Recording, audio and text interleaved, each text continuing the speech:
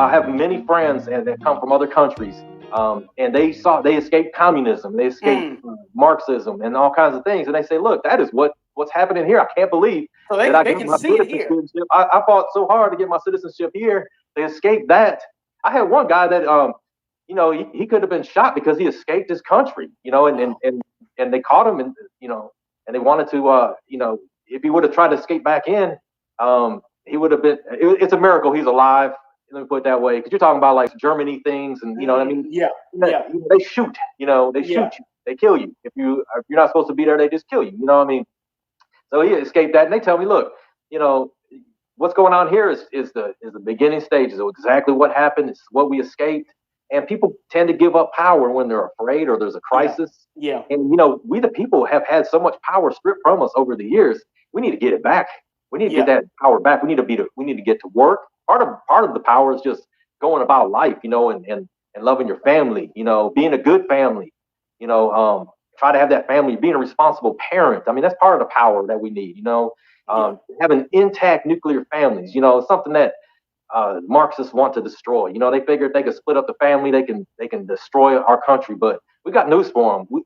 God is on the move, and He's restoring families. He's restoring hope, and people are seeing through. They're seeing through the lies, and so that's what we're all about. Bringing the truth, and we know the truth will set them free. Speaking of truth, I mean, it's been a lot of manipulation. But my question is why? Why so? And I think you answered this earlier because you said the government really doesn't care about the people. The government doesn't love you. The government is the government. That's right. When you look at COVID and when they saw the impact it was having, why go through the lengths of pushing people into fear and like you said, 2 weeks to slow the spread. This is the longest 2 weeks I've ever seen in my life. It's like these 2 weeks just don't end. We've been slowing the spread, like you said, going on 2 years now.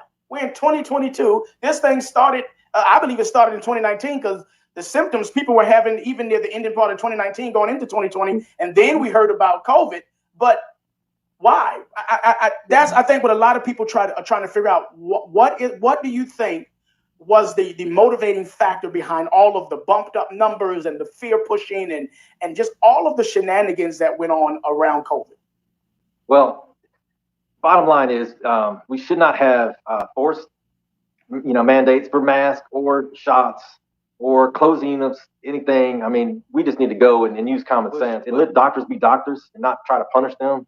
Let them treat their patients with what they're seeing works. But we had a fake hydroxychloroquine study. We had suppression. We had the FDA calling the Nobel Peace Prize winning ivermectin horse paste. This was developed, and the Nobel Peace Prize was for humans. So it's called on the WHO's list of essential medications, ivermectin. Wow. We've had all kinds of slander and manipulation, and it's all about control, getting mass mail-in voting, which everyone knew was Jimmy Carter had a joint bipartisan commission, and they identified mass mail-in voting as being potential for huge fraud. So it's all about control. It's all about manipulation. For example, I will say this about President Trump. The guy kind of made it easy a lot of times, and he did a lot of good things, but he made it easy for people to take things out of context. But a lot of times they would just manipulate and lie about what he said. They said they would repeat the politician's lie. They would say, look, President Trump did not condemn the KKK. And then the newscaster who already knew the truth would say, oh my gosh, I can't believe that. Tell me more about it, And, but President Trump, I mean, he gave Jesse Jackson space on Wall Street for his Rainbow Coalition presidential run. This is way before a lot of people's time. I mean, he was loved by everybody. I mean, he would fire you, and he was mouthy, brassy guy, and he might body slam you in a WWE wrestling or some kind of shenanigans. I mean, the guy was, he's an entertainer. He's the entertainer, but he wasn't known as a racist. I mean, that was just a narrative. Not until he decided to run for president. And it became, it's just a joke, and people started believing it. Though they would say, "Oh, he never condemned the KKK and hate groups," but President Trump actually put out there a video that has 38 times, and some of this is a long time ago, but 38 times that he condemned the KKK and hate groups. In fact, President Trump was the first one that actually declared a white supremacist group as a terrorist organization. So Obama didn't call the KKK a terrorist organization. You know what I'm saying? I mean, that was 8 years. So I mean, you know what I'm saying? Like, but you know, that was on YouTube, and I found that after the election, and we all know why now, because it was suppressed. You know, YouTube suppressed that video, but there's a video out there. You can type it in 38 times. President Trump condemned the KKK, and see what happened is they turned around and said, look, he never did it, and you know, that was a lie. He condemned it at Charlottesville. You know, he did not call the KKK very fine people. That's a lie. That's manipulation. And see, there was no reason for any of that. There was no reason for scaring us and shutting down our country, except there's some bad people surrounding him.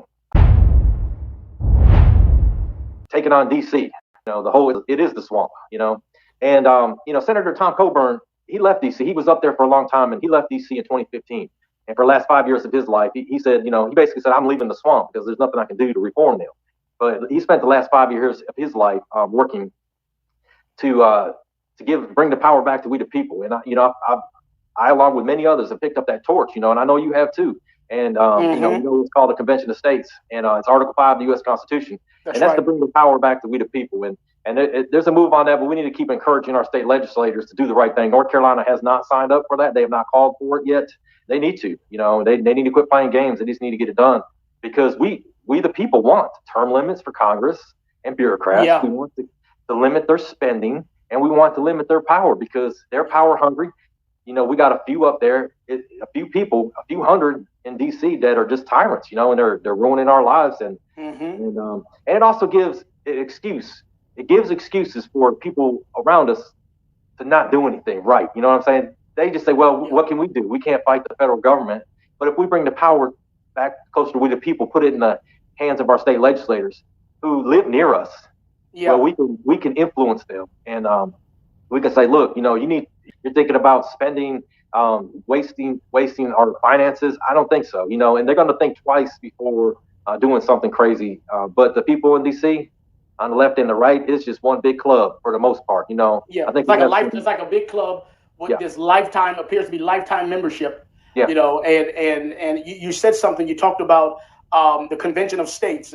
You know, anybody who doesn't know about it, you can go to. I happen to be one of the veteran directors for Convention of States, and when you really start to look at the Constitution, and you start to really, I think this is where people, when we talk about giving the power back to the people, to me, it's like, okay, the people never lost power. They just don't understand the power that they have.